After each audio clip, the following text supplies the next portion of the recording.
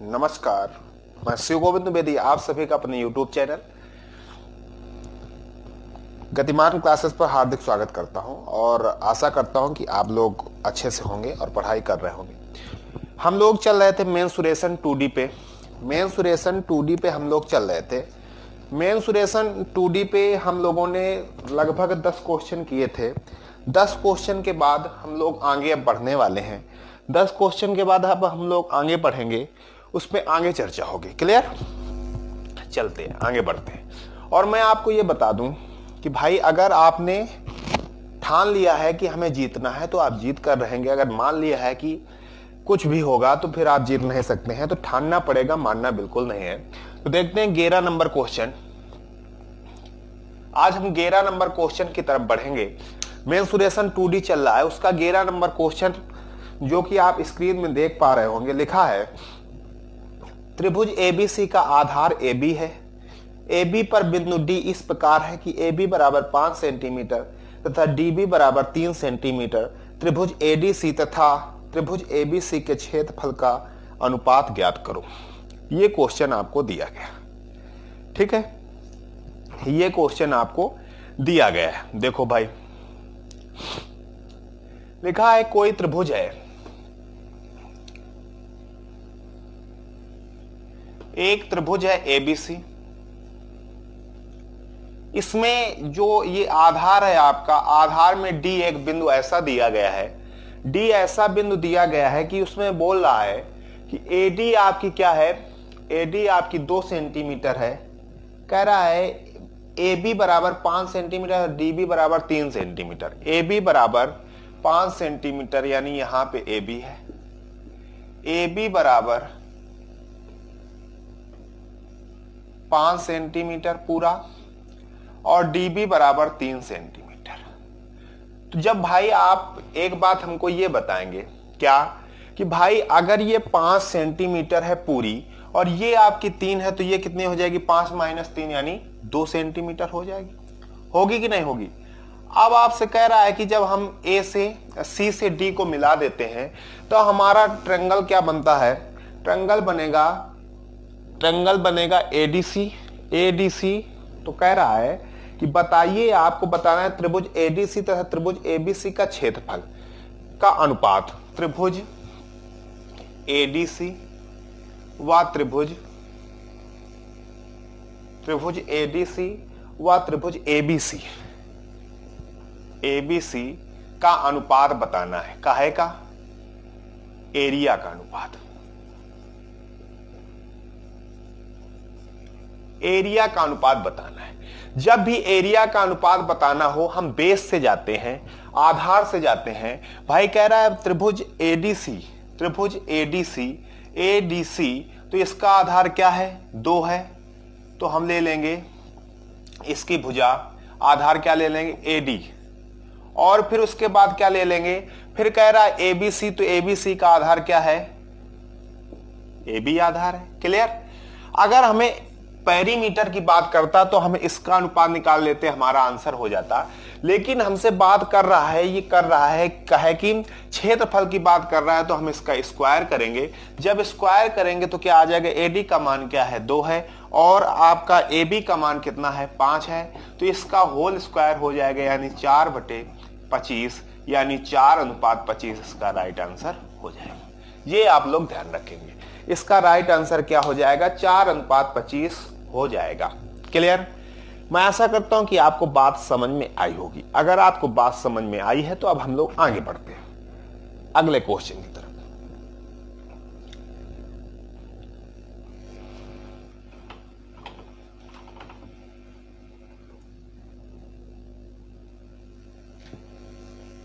बारह number question आपका। 12 number question आप देखेंगे क्या कह रहा है। 12 नंबर क्वेश्चन कह रहा है किसी त्रिभुज का क्षेत्रफल 1176 सेंटीमीटर स्क्वायर है। आधार एवं संगत शीर्ष लंब का अनुपात 3:4 है। शीर्ष लंब की लंबाई ज्ञात करो। किसी त्रिभुज का क्षेत्रफल, एरिया ऑफ ट्रायंगल दिया गया, एरिया ऑफ ट्रायंगल दिया गया है 1176 सेंटीमीटर स्क्वायर। ठीक है। फिर उसके बाद कह रहा है कि इसका जो आधार है और एल्टीट्यूड है, मतलब बेस, आधार और एल्टीट्यूड यानी शीर्ष लंब का अनुपात कितना दिया गया है? इनका अनुपात दिया गया है 3:4। 3:4 दिया गया, तो इसको 3x मान लिया, इसको 4x मान लिया। आपको यह पता है कि एरिया का फार्मूला क्या होता है? एरिया का फार्मूला होता है 1/2 आधार यानी बेस इंटू हाइट यानी 4x बराबर कितना? 1176। क्लियर? 2 दूनी कितना हो जाएगा? 4 हो जाएगा। 2 तिहाई 6, 6 से इसको काटेंगे शायद कट जाए, 6 कम 6, 6 5 11, तो हो जाएगा 6 8 48, 6 9 54, 55 56 57 56 36 196 हो गया। तो x स्क्वायर बराबर 196 हुआ। तो x बराबर कितना हो गया? 14। x बराबर कितना हो गया? 14 हो गया। जैसे ही x बराबर 14 आया, आपसे पूछा क्या गया है? आपसे कह रहा है कि भाई शीर्ष लंब की लंबाई बताओ, और शीर्ष लंब यानी एल्टीट्यूड, ये आपका शीर्ष लंब होता है, ये आपका क्या होता है?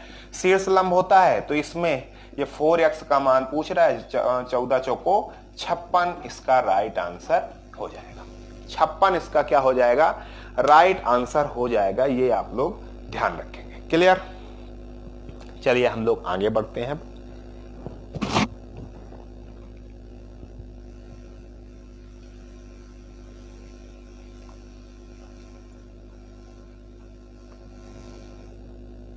तेरह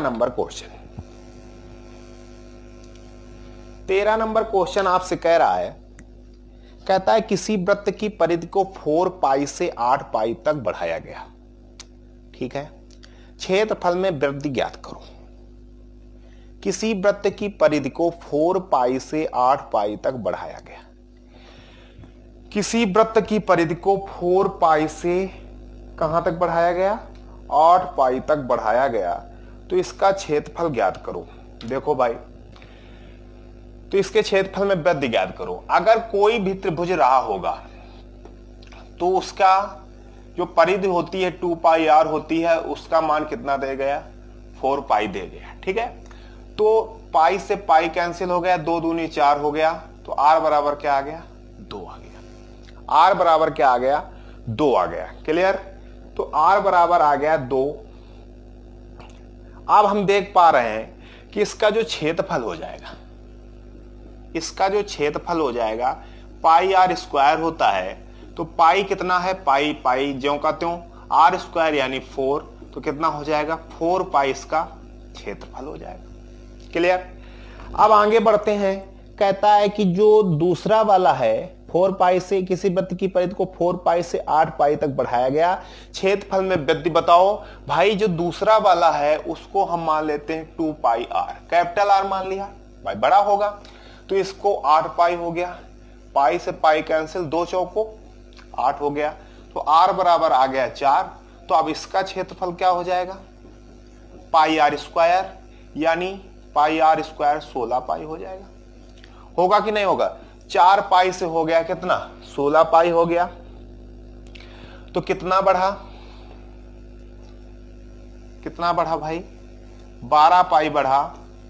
पूछ क्या रहा है भाई? कह रहा है कि तो क्षेत्रफल में वृद्धि ज्ञात करो। क्षेत्रफल में वृद्धि ज्ञात करना है, तो क्षेत्रफल में वृद्धि इसमें ऑप्शन में दिया गया है कि it doubles, it triples, it quadruples, it is halved, it is halved. तो भाई ये हमारे अनुसार 4 गुना हो रहा है। जो ऑप्शन सही लगे उस पर टिक कर दें। हमारे अनुसार 4 गुना हो रहा है, वही आंसर सही है। क्लियर? चलिए आगे बढ़ते हैं हम लोग 14 नंबर क्वेश्चन की तरफ।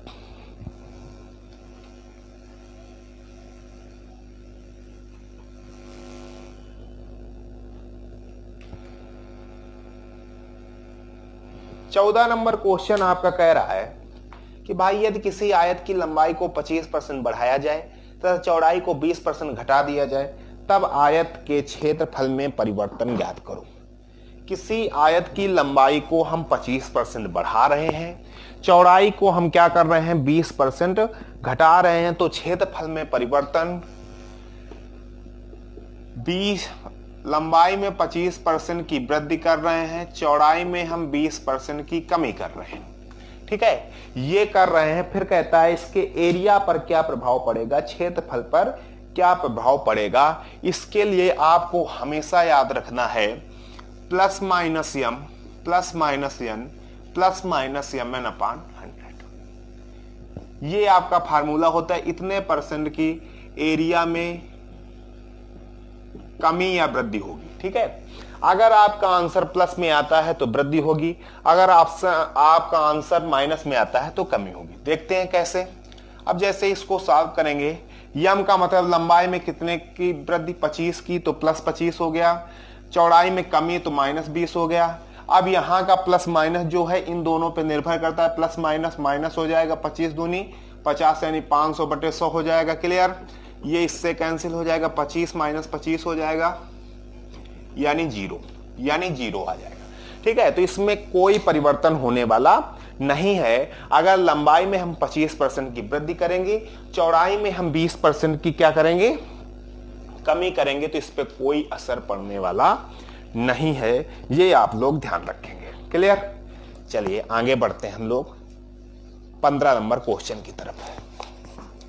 15 नंबर क्वेश्चन हमारा कह रहा है एक समचतुर्भुज के विकर्ण,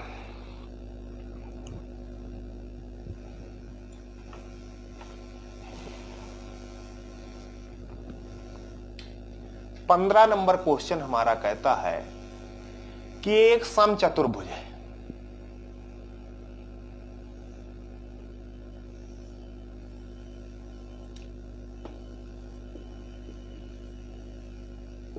ABCD है। कह रहा है समचतुर्भुज के विकर्ण, एक समचतुर्भुज के विकर्ण क्रमशः 32 सेंटीमीटर तथा 24 सेंटीमीटर है। 32 सेंटीमीटर, 32 सेंटीमीटर और 24 सेंटीमीटर है। ठीक है, हमने कहा बिल्कुल सही है। फिर कहता है तो समचतुर्भुज का परिमाप बताओ। समचतुर्भुज का क्या निकालना है, परिमाप निकालना है। समचतुर्भुज का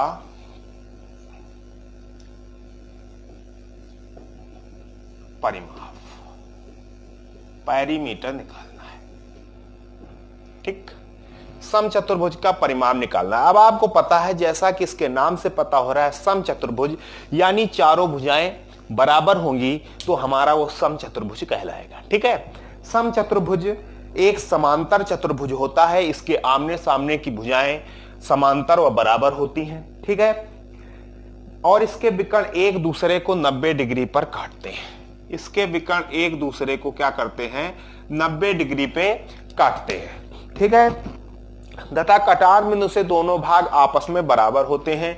जैसे ये बिंदु है, यहां अगर ये 32 है तो ये 16 हो गया, ये 16 हो गया। इधर से ये अगर 24 है तो ये 12 हो गया, ये 12 हो गया। जब ये 12 हो गया, अब हमें क्या निकालना है, समचतुर्भुज की भुजा निकालनी है।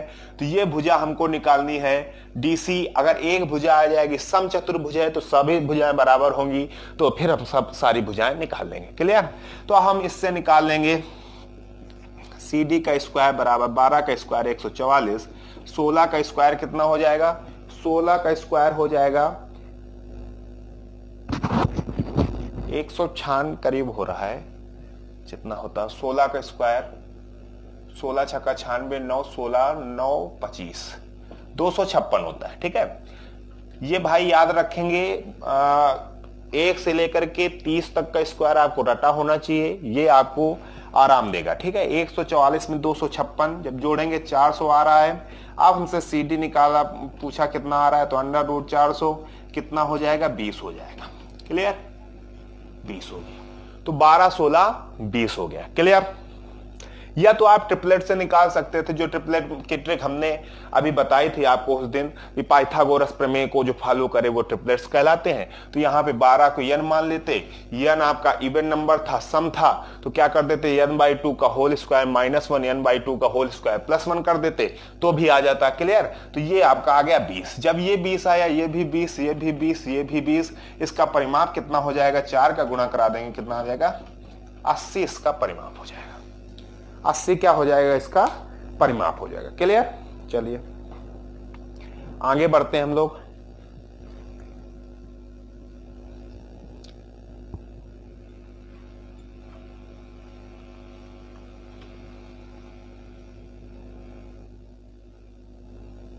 16 number question.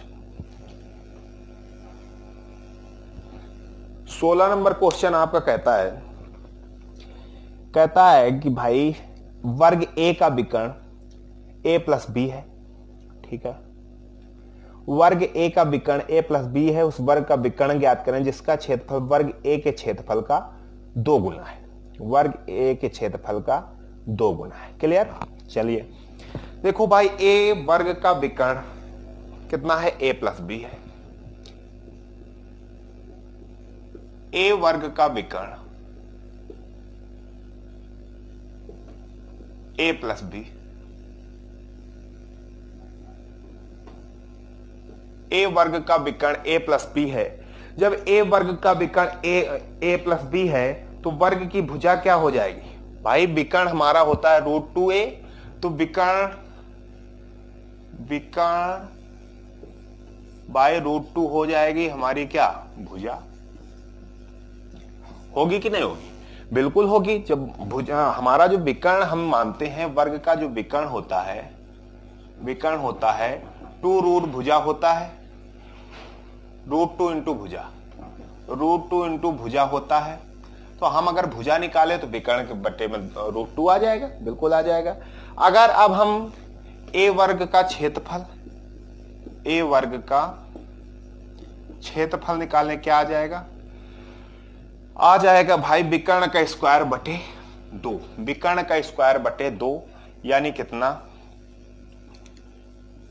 a plus B का होल स्क्वायर बटे 2 आ जाएगा। a प्लस बी का होल स्क्वायर बटे 2 आ जाएगा, ठीक है। √2 था तो 2 आ जाएगा, ठीक है। फिर कहता है कि b वर्ग का जो क्षेत्रफल है, b वर्ग का जो क्षेत्रफल है a वर्ग के क्षेत्रफल से 2 गुना है, तो ये कितना हो जाएगा? a प्लस बी का होल स्क्वायर बाई 2 इंटू 2 से 2 कैंसिल हो जाएगा, तो इसका क्षेत्रफल क्या हो जाएगा? a प्लस बी का होल स्क्वायर हो जाएगा। जब b वर्ग का क्षेत्रफल a प्लस बी का होल स्क्वायर हो जाएगा तो वर्ग की भुजा कितनी हो जाएगी? वर्ग b की भुजा आपकी हो जाएगी a प्लस बी। और जैसे ही a प्लस बी हुई तो अब वर्ग b का विकर्ण √2 इंटू भुजा √2a प्लस बी, इसका राइट आंसर हो जाएगा। √2a प्लस बी इसका राइट आंसर हो जाएगा। ये आप लोग ध्यान रखेंगे। जैसा वो कह रहा था वैसा हमने कर दिया और हमारा आंसर आ गया। क्लियर? चलिए, जैसा वो कह रहा था हमने वैसे बिल्कुल किया है और हमारा आंसर आ गया है, ठीक है। चलो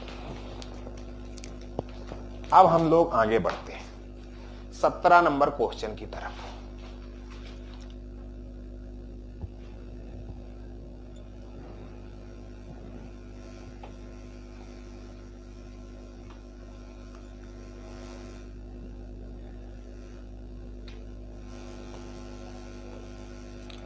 सत्रह नंबर हमारा जो क्वेश्चन है वो हमसे कह रहा है कि भाई जी ये बताइए, किसी आयताकार पार्क की लंबाई 12 मीटर, चौड़ाई 5 मीटर है। उस वर्ग के विकर्ण की लंबाई ज्ञात करो जिसका क्षेत्रफल आयताकार पार्क के क्षेत्रफल के समान हो, ठीक है। उसका विकर्ण निकालना है। भाई कह रहा है आयताकार एक पार्क है, हमने कहा ठीक है। ये 12 लंबा है, 5 चौड़ा है, ठीक है। फिर कहता है दूसरा एक वर्ग है जिसका क्षेत्रफल इसके बराबर है, एरिया दोनों के क्या है? बराबर है। एरिया दोनों के बराबर है, तो इसका एरिया आयत का निकाला तो 60 आया। इसका हमसे डी पूछा गया है, डायगोनल पूछा गया है, तो डायगोनल के हिसाब से इसका क्या होता है? 1/2 डी स्क्वायर होता है कि नहीं होता? बिल्कुल होता है। जब इतना होता है तो आप क्या कह देंगे? इसको डी स्क्वायर बराबर 120 कह देंगे, ठीक। तो डी बराबर कितना हो जाएगा? √120 हो जाएगा। √120 हो जाएगा इसका। तो फिर इसको जब और देखा जाएगा तो इसको हम लिख सकते हैं 4 × 30, 4 से 2 बाहर आ जाएगा, 2√। ये आपका राइट आंसर हो जाएगा, यानी वर्ग का विकर्ण क्या हो जाएगा? 2√30 हो जाएगा। क्लियर? चलिए आगे बढ़ते हैं हम लोग।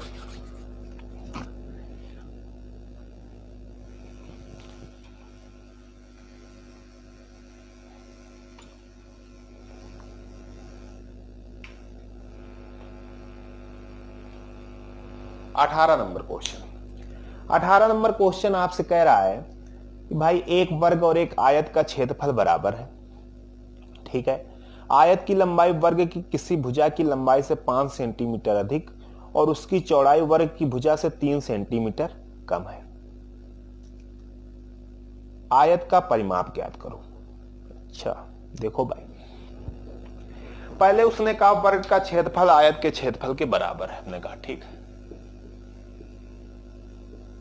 वर्ग का क्षेत्रफल बराबर है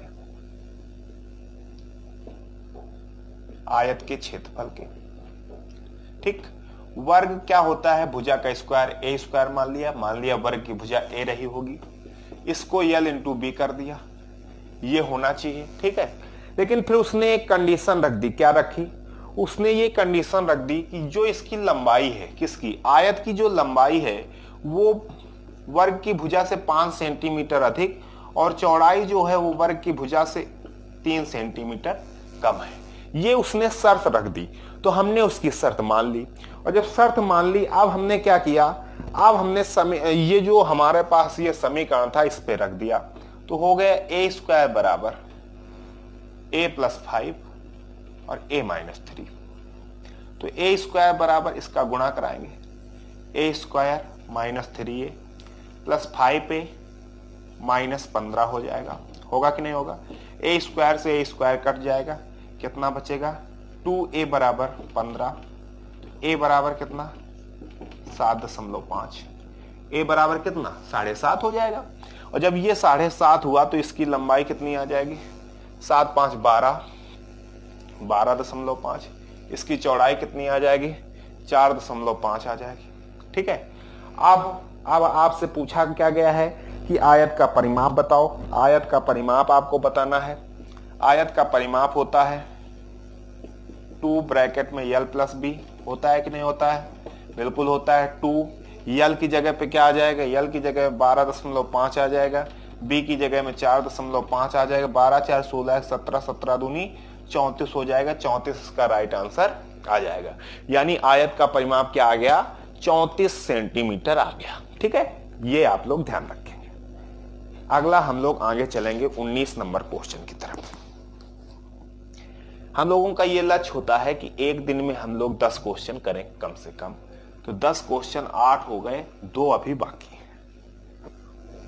19 नंबर क्वेश्चन पे हम लोग चलेंगे, पढ़ते हैं, देखते हैं 19 नंबर क्वेश्चन क्या कहना चाहता है। कह रहा है 2 वर्गों के परिमाप 24 सेंटीमीटर और 32 सेंटीमीटर है। इन वर्गों के क्षेत्रफलों के योग के बराबर क्षेत्रफल वाले एक तीसरे वर्ग का परिमाप क्या होगा? ठीक है, नॉर्मल सा क्वेश्चन है। 2 स्क्वायर है, first square and second square. ठीक है, इसका जो पेरीमीटर है वो कितना है? 24 है। और इसका कितना है? 32 है। अगर इसका 24 है तो इसकी भुजा ए रही होगी, तो 4a बराबर कितना हो जाए? a1 मान लिया, 4a1 बराबर 24, तो a1 बराबर कितना? 6 आ गया। इधर से 4a2 बराबर 32 रहा होगा, तो a2 बराबर कितना? 8 आ गया। क्लियर? जो हमारा तीसरा वाला क्षेत्रफल होगा, कह रहा है जो तीसरा वाला हमारा वर्ग होगा यानी बड़ा वाला, तो उसका हमने मान लिया कि एरिया ए रहा होगा। ठीक है, और फिर इसके बाद इसका एरिया का और इसका एरिया दोनों का सम यानी योग, इसका हो जाएगा 36, इसका हो जाएगा 64, कितना हो जाएगा? 100 हो जाएगा। हो जाएगा नहीं? 100 हो जाएगा। इसका स्क्वायर मतलब एरिया का क्षेत्रफल कह रहा है, एरिया कह रहा है, तो ए स्क्वायर, तो ए बराबर कितना आ जाएगा? 10 आ जाएगा। जैसे ए बराबर 10 आया, इसके पेरीमीटर की बात करेगा, परिमाप की बात करेगा, तो 4 इंटू ए हो जाएगा, यानी कितना? 40 इसका राइट आंसर हो जाएगा। कितना हो जाएगा? 40 इसका राइट आंसर हो जाएगा। ठीक है, आगे बढ़ते हैं। अगला कह रहा है 20 नंबर, किसी त्रिभुज का आधार 15 सेंटीमीटर तथा ऊंचाई 12 सेंटीमीटर है। एक अन्य त्रिभुज की ऊंचाई ज्ञात करो जिसका क्षेत्रफल उस त्रिभुज के क्षेत्रफल का 2 गुना है और आधार 20 सेंटीमीटर है।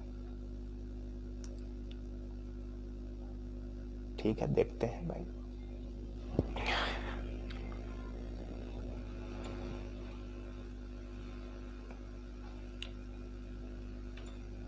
आज का लास्ट क्वेश्चन 20 नंबर।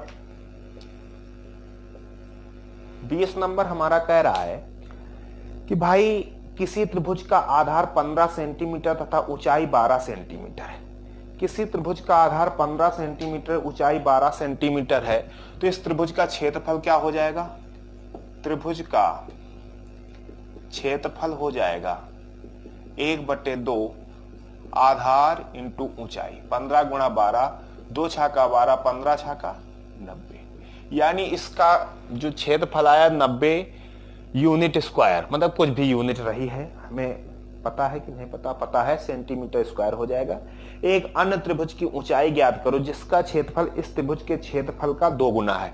इस त्रिभुज के क्षेत्रफल का क्या है? 2 गुना है। 2 गुना है तो 90 दूनी 180, 180 है 1/2। फिर ऊंचाई हमें पता नहीं, आधार कितना दिया गया है? आधार इसका दिया गया है 20 सेंटीमीटर। ऊंचाई हमको निकालनी है, 2 हम 10 हो जाएगा, 0 से 0 कट जाएगा। h बराबर कितना आ जाएगा? 18। h बराबर कितना आ जाएगा? 18 सेंटीमीटर इसका राइट आंसर हो जाएगा। मैं आशा करता हूं कि आपको ये समझ में आया होगा। अगर आपको समझ में आया है तो ज्यादा से ज्यादा लाइक करेंगे, शेयर करेंगे और सब्सक्राइब करेंगे और अपने दोस्तों के साथ मिलकर इसको देखेंगे। और ये आपकी जो क्वेश्चन है ये आपके राकेश यादव सर की बुक के हैं और ये 9700 प्लस बुक के हैं, तो उस पर जाकर के आप मेंसुरेशन 2D खोल के देख सकते हैं क्वेश्चन, और आसानी से इसके सोल्यूशन आपको देते रहेंगे हम लोग। क्लियर? धन्यवाद।